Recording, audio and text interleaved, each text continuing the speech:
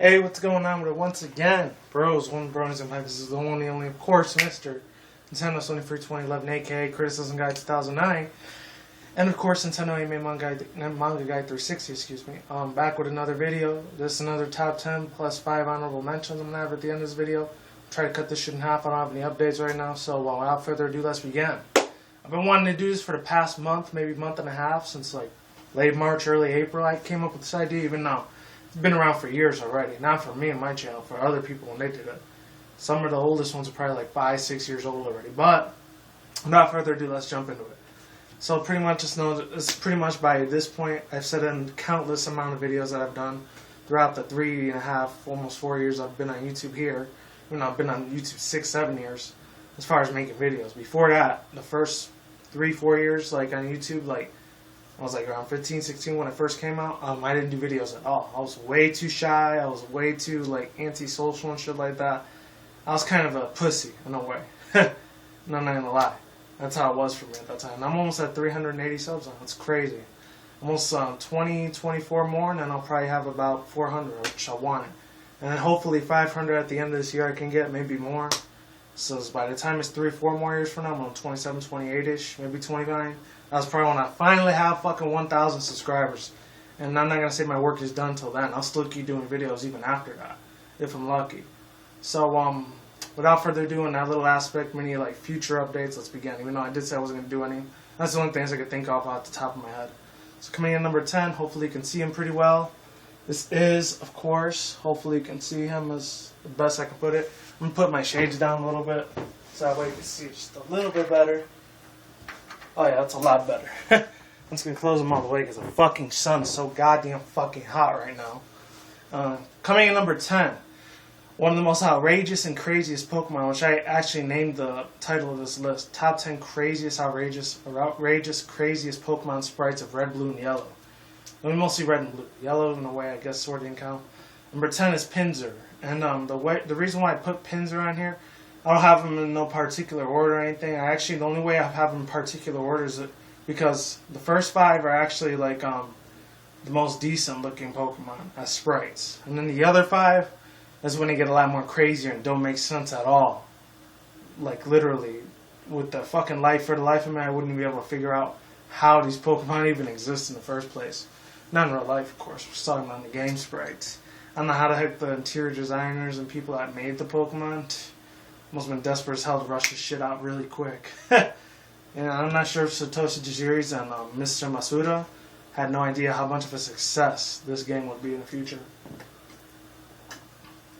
And this was like 96, 97, 98 when it came out, so I was like 7, 8, and 9 years old when this shit came out back in my 90s kids days. So, coming in number 10, let me get to the fucking point before I bore you guys to death. It's Pinsir. And the reason why I put him on here is that look at the fucking little itty-bitty eyes that he fucking has, literally. They gave him the exact same eyes as a fucking, like, a real-life cockroach. I'm not sure. I think he's supposed to be based off a stage beetle or the dung beetle. I don't know. He's supposed to be like his counterpart in real life is the dung beetle, I guess. I don't know. AKA the shit beetle, the one that rolls shit and eats it later on. I don't know. Go look it up yourself. Anyways, they still got the pincers right and everything. That was really fucking cool of them to do. You know, I'm not gonna lie, this shit looked freaking damn good.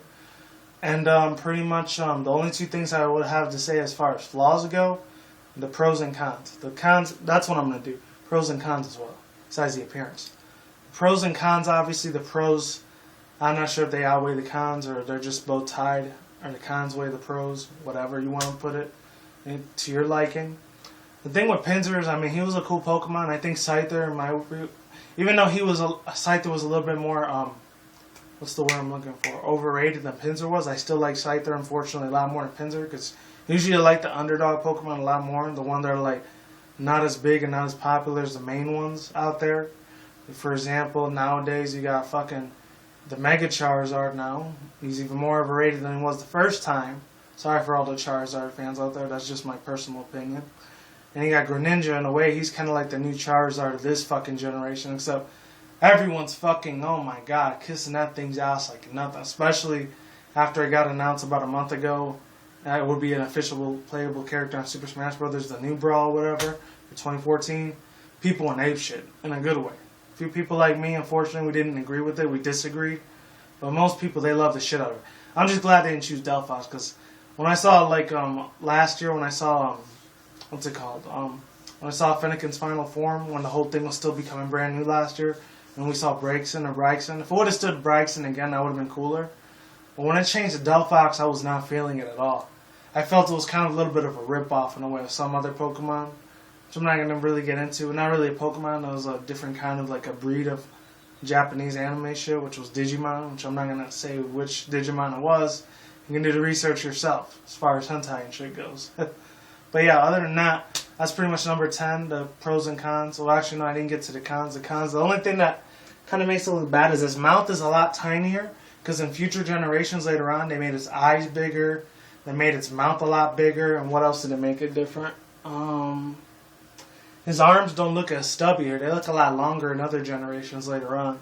And what else? It kind of gave him claws in his feet too, and this one they didn't do that, so they make a lot more upgrades later on. So he's number 10 on the list. This is my personal opinion, so please don't take offense, any offense if you will. Number 9, of course you can see what this Pokemon is. One of the hardest fucking Pokemon in history to ever fucking catch. I cannot even begin to fucking explain how hard as fuck this thing wants to get. You literally have to use a Game Shark or Action Replay or some shit to catch this Pokemon, literally, because it was beyond possible. This catch rate was fucking ridiculous. And I'm talking about Nurse Joy's partner in crime, of course, Chansey, which later on will be replaced by Audino and what else? I'm not sure what it is for the Kalos region, probably Meowstic or something, I don't know. Esper, if it isn't Chansey. It was in 5th generation, they switched like Nurse Joy's partner to be like Audino instead of Chansey. So there's that. I'm not sure what it is in 6th gen because I haven't even watched the anime at all. I've seen all the Japanese ones. I haven't seen any of the English ones though. But yeah, Chansey, let's see. There's a lot of differences that they made. First of all, obviously you can tell, if I can zoom in a little bit, if it lets me. Alright, there we go. You can tell that its feet, this is the thing I always wonder, why is its feet fucking square? I never really understood that shit. I'm not sure if it was just me, or they look like fucking pink solid brick walls or something like that. I don't know. Obviously they still had the egg and everything. I don't know, but it's little like Jamaican beads or whatever. That's why I used to call them the Jamaican beads or the dreadlocks. They look a lot shorter compared to future generations later on, which Chansey would be getting a couple upgrades. Of course, in 2nd generation we gave it a new evolution, which was Blissey. And not all the way to the 4th generation in the Sinnoh region, we got a pre-baby evolution, which was called Happiny, which is a lot more easier to get. Thank God. And I've only caught like literally 2 Chanseys ever in my whole life. 1st and 2nd generation, that was it. 3rd generation, I don't think I've ever gotten any except for maybe Fire Red Leaf Green, excuse me. And then when I evolved it to Blissey, I think I've only done it 2 times as well, and that was it. I've never trained a Chansey evolving a Blissey ever again because it is hard as shit to do. And think later on, that Heart Gold Soul Silver, they made that mechanic way easier with the Friendship evolution. Thank fucking God. And what else can I say about Chansey? It looks like it barely even has any arms. It just has little hands and feet, and that's it. Seriously, that's the only thing I can see. And obviously it was the egg Pokemon, and then they gave it its own special like signature item, which was the Lucky Punch, and then Lucky Egg. I think one of those 2. But what else can I say? The pros, obviously, they definitely outweigh the cons as far as catch rate is going into this. The pros, obviously, was because what's it called? The reason why it's good to have this Pokemon, obviously, it's a fucking wall. All its attack, defense, special attack, special defense, and defense, and speed. All that shit is completely, literally fucking off the charts. It's all fucking perfect. And this thing takes such a long time. If you're fighting with this against a trainer, maybe on Wi-Fi battle, or like when it's a Blissey, this thing is going to take forever to take out. I'm telling you that right now. Even if you have a fighting type Pokemon, this thing is hard as fuck to kill, literally. But that's the pros, and the same goes with the cons too. If you're going up against this thing, I wish you the best of luck, because this thing is hard as fucking hell to get. Only way you'll be able to defeat this if you have a Pokemon known as Destiny's Bond, Curse, or if you give it a status damage condition. Like if you burn it, you freeze it, you put it to sleep, as long as it doesn't use rest, or if you poison it. That's really the only way I could see people like pretty much taking out this Pokemon. Other than that, That's pretty much it. You're pretty much off on a limb here. So that's number 9. Coming in number 8. This one was a little bit different. Of course, this is Pokemon Farfetch. I know people can't really tell that well, but trust me, this is him. So yeah, Farfetch, obviously, and the red, blue, and yellow. If any people ever traded with that NPC, that was called Chiding. It's better known as Chiding. Let me get my drink out because I'm already running out of my voice.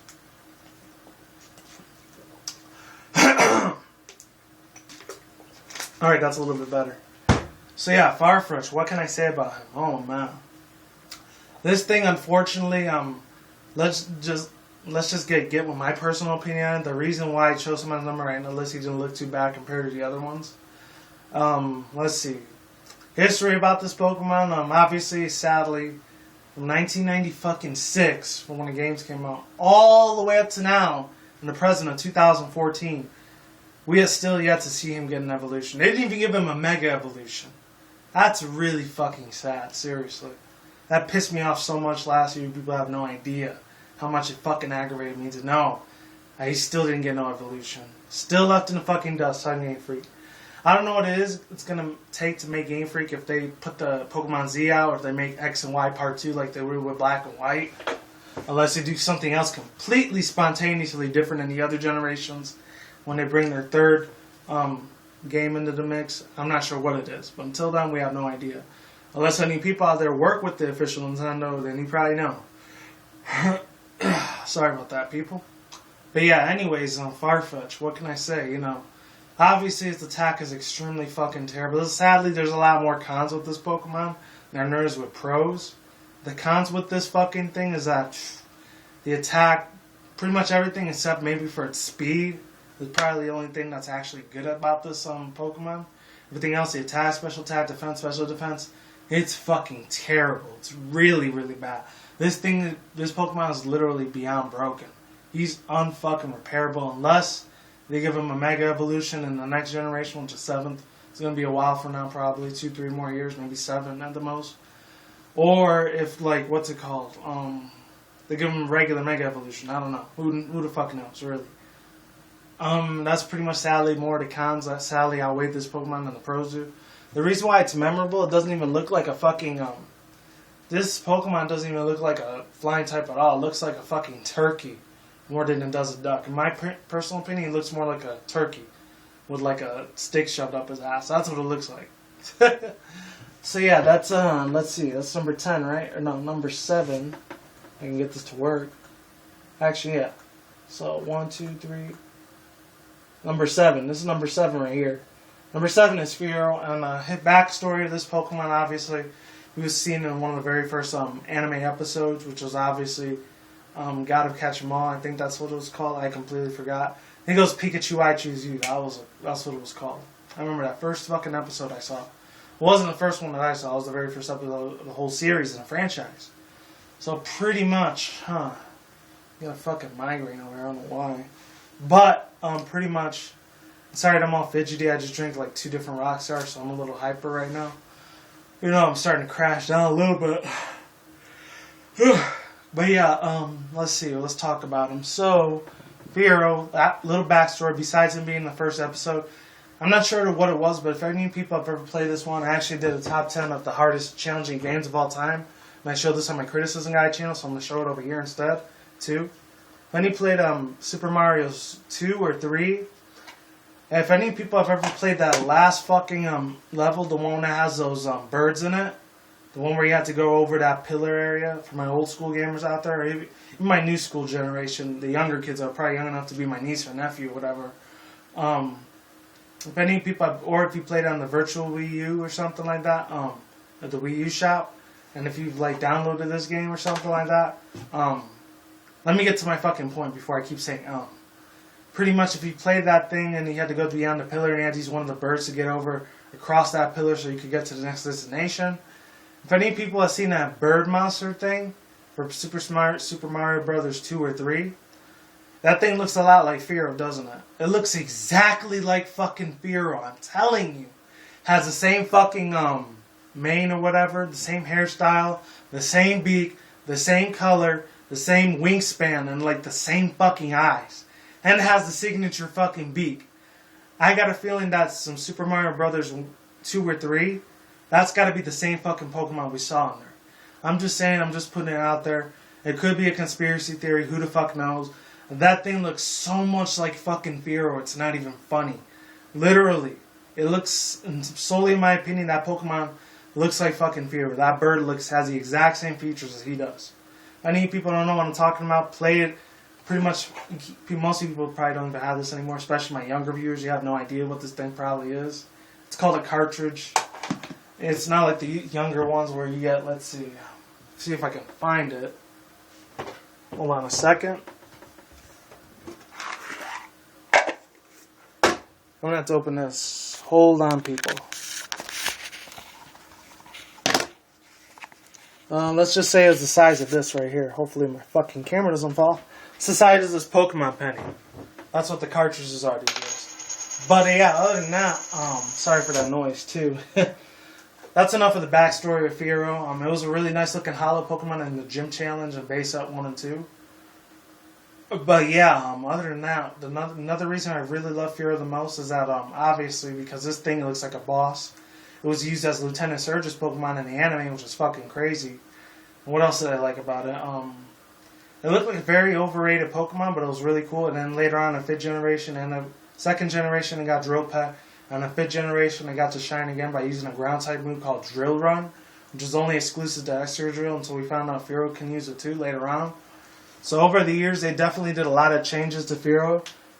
He was a lot more fatter back then, so he's way skinnier now. He definitely lost a lot of weight. He's probably in a Pikachu diet. So yeah, pros and cons, I really can't say about that. So yeah, he's number 7, I think. Yeah, number 7. Whoops. Okay, coming in at number 10, 9, 8, 7, 6. Number 6.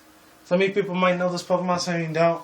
Don't worry, this isn't a fucking dildo or nothing like that. This is an actual Pokemon. Some people call it the broken condom, thanks to that dude Hayden or whatever. I think he made that thing a whole big ass joke last year. Let's get on to the point. Now I'm just going to talk about just 3 little things. I'm not going to talk about the pros and cons or nothing like that, or backstory, Victory Bell. I'm just going to talk about trivia and shit. So obviously the first time I actually saw Victory Bell myself was when James from Team Rocket had his Pokemon, and he always ate him in half all the time. There's that. And appearance, obviously, this thing looks like a fucking, just like Hayden says, a broken fucking condom. Literally, this shit. And they make a real life reference to some reason to how it's like its real life counterpart lives in like the deepest parts of South Africa or something like that. Sort of where Nelson Mandela grew up, but I'm not even getting into that. I did a tribute video to him when he died a couple months ago. My Criticism Guy channel, if you want to check that shit out. Pros and cons, I'm not going to talk about that. Like I said, I'm just going to get to the point. The reason why this thing looks freaky as fuck is like it doesn't even have any fucking eyes, literally. It's like they forgot to pixelate the eyes in this Pokemon. Seriously. It looks like a fucking dead soul that's waiting to like slice motherfuckers in half left to right. So he's number 6 on the list. Now these are where the crazier Pokemon come out. Number 5 on the list is fucking Machamp, or Machamp, however you want to pronounce it. I usually call them Machamp more than Machamp. I think in the anime series they called him Machamp instead of Machamp. Let me get my drink again too. Hold on. As far as references goes, there's like a billion trillion fucking references to this Pokemon, so I'm not even getting into that, but I don't know, pop culture wise, I'm not even sure. I guess he was like the parody version of the Indian gods, the ones that had like 12, 18 different arms and hands. Sorry for the Arabic Islamic people, I'm not trying to make fun of your race or ethnicity or anything, but I guess when the creators and developers were thinking about Pokemon, that's probably what they made Machamp from, like the Hindu god, I think Allah or something like that, because he had 12, 18 different arms instead of 4. So that's maybe another reason why they made Machamp. I remember his signature move was Seismic Toss until Charizard and every other Pokemon and its grandmother Pokemon knew it. As far as being a really weird, outrageous Pokemon, I always thought he was like, I always thought Machamp was paraplegic because it looked like it never had any fucking legs. It's like its legs always got cut in half for some fucking reason, like straight up a fucking Saw horror film series or whatever. That's what that thing always like. Every time I saw it back in the days, in my 90s kids days when I used to play Blue, when I used to borrow it from my cousin, The only ones I really had was Silver and Pokemon Pinball way back in the day. The reason why like this Pokemon always reminds me of how like weird it was because not because of the legs, how big and stubby its whole stomach was. You think that the whole steroids joke would have been crazy, but you'd be wrong because its forearms. I always thought it was like a water fighting because it looked like an aquatic sort of humanoid kind of thing. So I always thought it was a water fighting like how Poliwrath was, but I was wrong. And that's the reason why it's so outrageous. So coming in number 4, we got this one right here. Agatha's most favorite Pokemon, I think Sabrina's too, which was Gengar. Or Gengar, however you want to say it. I always called it Gengar though. But Gengar, anyways. Of course, shout out to fucking Grinning Gengar. I know he's a really huge Pokemon fan. And he does a lot of like TCG openings and shit. So I'll put the link to his description down below. Right there. And, yeah, what can I say about him? This thing was fucking weird as hell when I first saw this way back in the day. And I know there's that whole, like, the biggest pop culture reference is that creepypasta of how Clefable's shadow is a Gengar. I already know about that whole series and situation and shit like that. I heard about it like a year or two ago. What else can I say? The reason why it's creepy looking as fucking all hell is that, it looked like a fucking Sandslash had sex with a fucking, what's it called? Clefable. That's what it looks like. And then they got Gengar because it has like the quills in the back. The really sharp, pointy quills that it probably uses to stab or poison Pokemon. I think back then, I think it was a pure ghost and a poison instead of just ghost and poison. That explains why Agatha always had Arbok all the time. I'm just saying, just putting it out there. And of course they had the two Haunters and one Gengar. That's about 4 or 5 different Pokemon it had. And then the Golbat, of course. So, other than that, that's pretty much all I have to say. And, Ghastly and Haunter, they look like they're a fucking acid trip LSD to the fullest. Alright, coming in number 3, 2, and 1. And I'm gonna get to the honorable mentions. This one was pretty fucking, like, weird as fuck. You can't really see its eyes that well, but trust me, it looks like its horns are glued to its eyes. That's what it looks like, seriously. But yeah, number 3 is Tauros.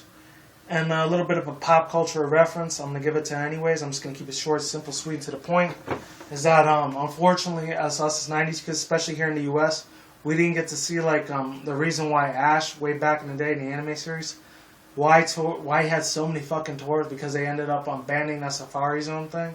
So, unfortunately, we never got to figure that out until years later after the internet became very powerful. And now we're still able to use it to this day, thank God. Because it could go away anytime soon, I'm just saying, but... That's for more for my Criticism Guy channel when I talk about alternative media stuff. Not here anymore. But yeah, anyways, fucking hell. Tauros. What can I say about him? Obviously, he's a playoff. His name is like from the Spanish word toro, from Spain or whatever, Mexico, shit. I don't know. It's because like my Mexican ancestry has something to do with that. I don't know. Another fun fact reference, a lot of people probably know this, but when Professor Oak was supposed to be battling he was going to use Tauros as one of his second to last Pokemon next to Arcanine. So that's another reason why Tauros is pretty fucking cool as fuck. I used to use him a lot back in 1st and 2nd gen. He was one of my favorite Pokemon in my top 10s. I should have made it my top 10s. But yeah, I think I might have. I don't know. But other than that, what else can I say about Tauros? The last 2 things I'll say about it, I like the fact that he has 3 different tails, so I'm surprised this thing never learned Iron Tail or anything like that. And what else? It was always like a little shipping towards Miltank and Tauros, because there's Miltanks that are only girls only. The Tauros should have been all guys instead of just girls a little bit, both. I'm just saying, just putting it out there. And the reason why this thing looks freaky as fuck looking is because it looks like one of the Buffalonian things. That's what I'm going to say, a water buffalo or something. I don't know. And it looks like it's a lot more skinnier like a horse more than it does like a bull, a raging bull. No, like, pun intended to Robert De Niro's old movie Raging Bull. That's even older than my ass. Alright, so number 2 and number 1.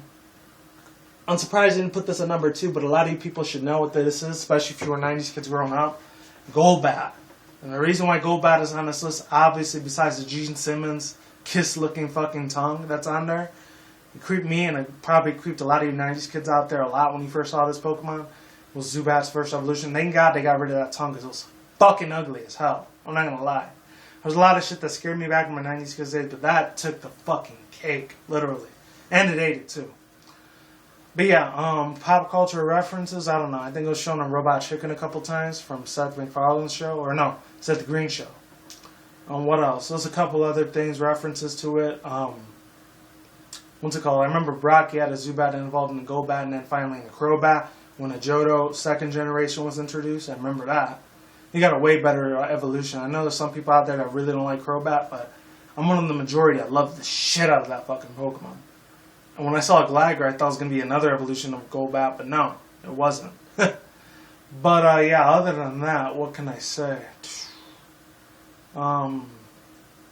With Golbat, I don't know. I guess with that freaky ass looking, big ass Gene Simmons kiss looking tongue, I'm surprised Lickitung didn't have a fucking tongue that huge, because he kept his tongue the whole time. Same with Licky. And his tongue got a little bit shorter when he evolved in the second generation. Well, no, second evolution and the fourth generation. Excuse me. And the reason, obviously, there's really no reason why it's the most outrageous and craziest looking Pokemon of all time. That pretty much explains all of that. This sprite explains it itself. About how freaking crazy, as ugly as hell looking this Pokemon is. So that's number 2. And number 1, this is once again my personal opinion. The first grass bug Pokemon, way before what's it called? Sewaddle, Swaloon, Leavanny existed, way before Black and White. Parasite. And there's a little bit more creepy things. You know what? Shout out to Proki Broadcast. I'm going to put his channel to the link down below. Because there's a lot of creepy Pokedex infos out there, information that's out there. It's a little bit crazy as fuck. I read them myself whenever I did my monthly TCG unboxing and openings or whatever. You people should know what that is. What can I say about Parasite? It's like a parasite or whatever, but it has like a big giant mushroom, and I guess the mushroom on top of it is the real parasite. I think if you took that big giant shell off a parasite, it would probably look either like Anorith or Crustle. If any people don't know who Anorith is, he was like one of the fossil Pokemon for Ruby, Sapphire, and Emerald. And then if you don't know who Crustle is, he was like the 5th generation of the first rock bug type for Black, White, and Black and White 1 and 2 for 5th gen, for the Unova region. And every time they showed it in the anime, he would actually get out of its shell. And I would imagine that's what Parasite would look like if it didn't have a shell, just like Anorith. It would look like one of those two. I don't know, I'm just saying. My personal opinion. Pop culture references, I think I've only seen this Pokemon one time in the anime, literally. Once. Way back in the old school anime when it was Ash, Missy, and Brock, the whole gotta catch 'em all thing. Which they're bringing back, which is cool that they brought back in the TCG series. They brought that gotta catch 'em all like logo or whatever. Which is really nice, especially for a lot of old school fans. I know May 7th next week is when, what's it called, Flash Fire, the one with Secret Rare Charizard Full Art's coming out. I'm not going to get that till next month in June. I'm just saying, just putting it out there. But what can I say? You know, fucking Charizard, not Charizard, Parasite. The reason why this thing was freaky looking as hell is a fucking huge ass mushroom on its head. You could smoke a fucking blunt and get high for fucking weeks on end. If that thing was fucking real and if it was made out of marijuana. I'm just saying, I'm just putting it out there. I know it's legal in 3 states, you know, here in the U.S. you got Maryland, Washington, and Colorado, but and over here in Nevada it's sort of being set out as a medical process, so it's almost becoming legal, which is cool as fuck. So I love doing that on a weekend or monthly basis when I like to get a little high as fuck. I'm just saying, just putting it out there. A lot of my younger subscribers might not know any better, but my older subscribers, you probably know what's up. If you enjoy doing that sort of thing. I don't do it every day, thank God, but on a monthly basis I might do it. But yeah, other than that, Parasite. They made the claws huge as fuck because in the other generations, the claws were really long, but they were short and stubby. In the first generation, they had a very, very, very fucking LSD acid trippy, in my opinion. I'm just saying, just putting it out there. And that's why it's outrageously crazy looking. And then the other generation kind of gave them like Kingler claws, but smaller instead of bigger. So they had that design ever since, after second generation. And they kept the eyes the same way too. So yeah. And that was almost at level 69 or 71, I think, when you, way back in the day when Red Balloon Hill was around, when you were going to catch Mewtwo. That thing was almost like 69, 70. You can't even get Pokemon at high level anymore unless you use like the cheating hack round things or whatever it's called, like the ROM hacks and shit, you know? That's the only way you get Pokemon level 70, 80, 90, and 100. But yeah, that's all I had to say for that thing. And honorable mentions 1, 2, 3, 4, and 5. That's what I'm going to get to right now. Number 1, you probably saw it earlier, was Venomoth. The reason why this thing is freaky looking, I'm just going to get to the point of why they're freaky looking. I'm not going to tell you the pop culture references, why I like or why I hate the Pokemon. I'm just going to tell you these 5 honorable mentions just as why they're freaky looking. They're freaky looking as hell because this Venomoth I don't know what it is, but this thing literally looks like it needs fucking glasses. Look at that fucker. Oh my god. Look how disgusting, ugly fucking looking that thing is. I still got love for the Pokemon series, but back then, I was a little kid. I was like, 7, 8 years old when the shit came out, obviously. I'm not 25 like I am nowadays. Obviously, but, the freaking things on it, and it was one of Sabrina's Pokemon too, I don't know why, but, it was the feelers, the eyes, the fucking little stubby legs and everything. That thing gave me a creepy ass fucking vibe, I'm just saying. So, honorable mention number 2, this one right here, Golduck. I don't know what it is, not to be racist towards Asians or Asian Americans, but it has little squinty ass fucking Asian eyes where you can barely even see shit. No offense to you guys, because I love your beautiful hot ass Asian woman. I'll say that right now. I still love my Latina, Mexicana, and Puerto Rican chicks, but God, Asian women are fucking gorgeous. And the white girls too. Black girls I ain't gonna say, because unfortunately they're not on my list. Sorry if that sounded racist, but other than that, yeah, Golduck, he looked like a Michael Phelps on, I don't know, some fucking heroin. That's what it looked like too. And that's all I gotta say about Golduck. Not honorable mention number 3, Porygon.